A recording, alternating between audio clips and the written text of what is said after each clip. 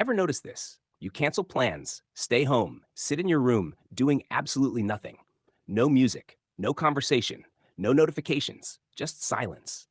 And instead of feeling lonely, you feel peaceful, like your mind finally slowed down. Yeah, welcome to the world of people who enjoy being alone. Now, here's the funny part. People often assume that if you like being alone, something must be wrong. They think, you don't go out much? You like staying home? Are you okay? As if enjoying your own company is a problem that needs fixing. But psychology says something very different.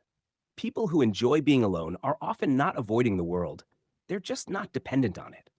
They don't need constant noise, constant people, or constant validation to feel complete because they've learned something most people haven't yet: how to sit with themselves.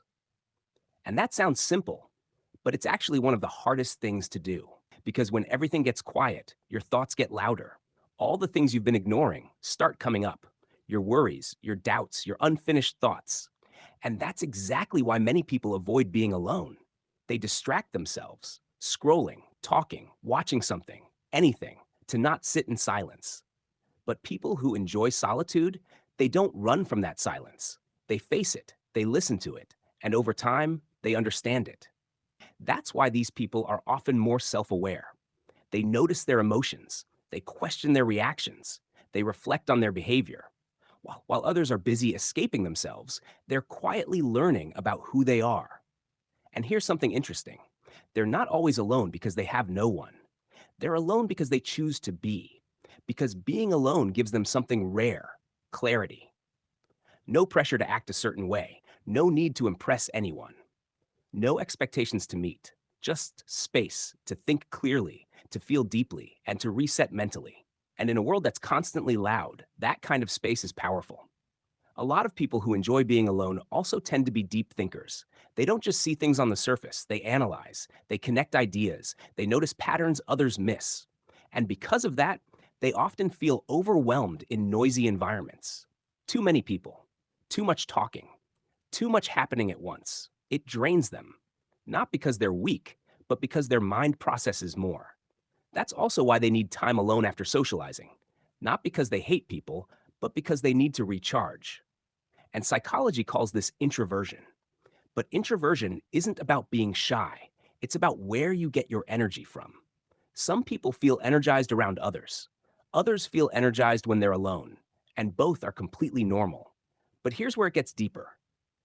People who are comfortable being alone are often emotionally independent. They don't rely on others to constantly entertain them, or validate them, or make them feel okay. They can enjoy their own presence, and that changes the way they live. Because when you're okay being alone, you stop chasing people who don't value you. You stop forcing conversations that don't feel real. You stop staying in places that drain your energy. Instead, you become more selective, more intentional. You choose quality over quantity, a few real connections over many shallow ones. Because for you, peace matters more than attention. And that's something a lot of people don't understand. They think being alone means missing out. But sometimes, being alone is exactly what you need to find yourself again, to reset your thoughts, to understand your emotions, to reconnect with who you really are without the noise of the world. So, if you're someone who enjoys being alone, you're not weird. You're not boring. You're not too quiet. You may just be someone who has learned how to be at peace with yourself. And that's rare because most people are still searching for that peace in other people, but you found it within yourself. And maybe that's why being alone feels so good. Not because you have no one, but because you finally have yourself. If this made you think different, hit subscribe. We go deeper every day. Don't forget to like the video. It helps more people find messages like this. And if you want to connect with people who think like you, join our Discord community. Links in the description. Reverse Stories isn't just a channel, it's a mindset.